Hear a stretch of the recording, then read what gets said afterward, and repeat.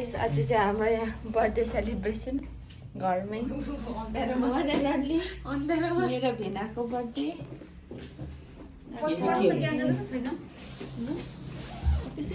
reality reality चाहिँ यस्तो छ राम्रै छ मैले चाहिँ गिफ्ट दिएको छु होइन उसले चाहिँ मलाई चाहिँ 1000 गुणा डिभाइड गरिदिनु इसु धन्यवाद इसु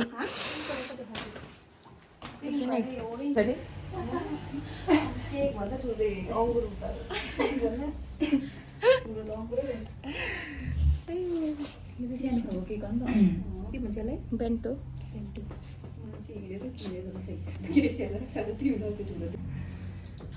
आप्पाले चाहिँ वचन दिनु आँट्नु भएको छ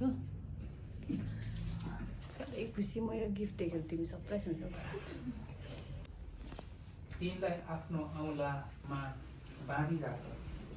तिनलाई आफ्नो हृदयको पार्टीमा लेख बुद्धिलाई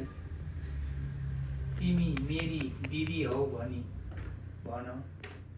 सम्झनालाई चाहिँ मेरो आफन्त बन कुरालाई मैले आफ्नो आखिरी झ्यालमा बाहिर हेरी पठाए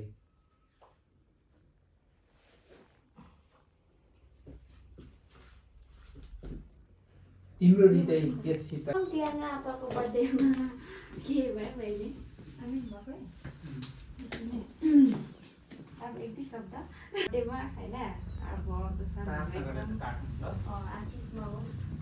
जे जस्तो प्रभुले आजसम्म अनुग्रह गर्नुभएको छ भेनालाई आउँदो दिनमा प्रभुले अनुग्रह गर्दै है आशिष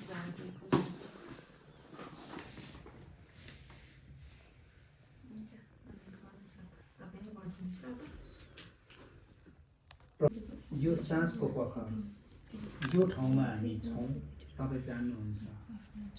र हामी शरीरमा स्वास्थ्यहरू ठिक भएर तपाईँसँगको नजिकता हुन चाहन्छौँ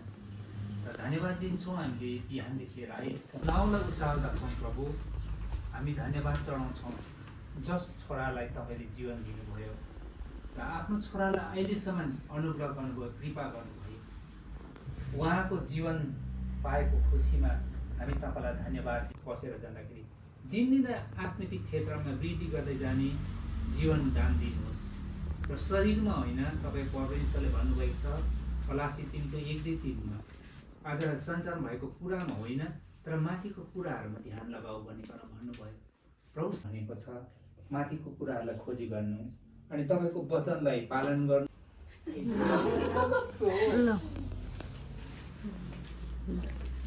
त्यो ह्यापी बर्थडे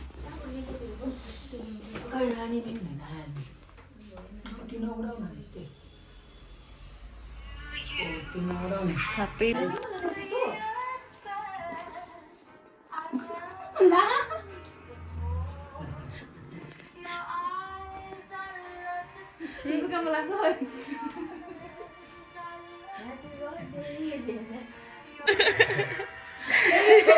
यो चाहिँ ज्वाइँलाई चाहिँ कसले दिएको यसको चाहिँ के गर्नु पर्यो डबल 1000 गुणा चाहिँ ज्यादा चाहिँ मलाई चाहिँ यसको चाहिँ डिभाइड गरेर बोलिदिनु गाइस यसको चाहिँ के हुनु सक्छ होला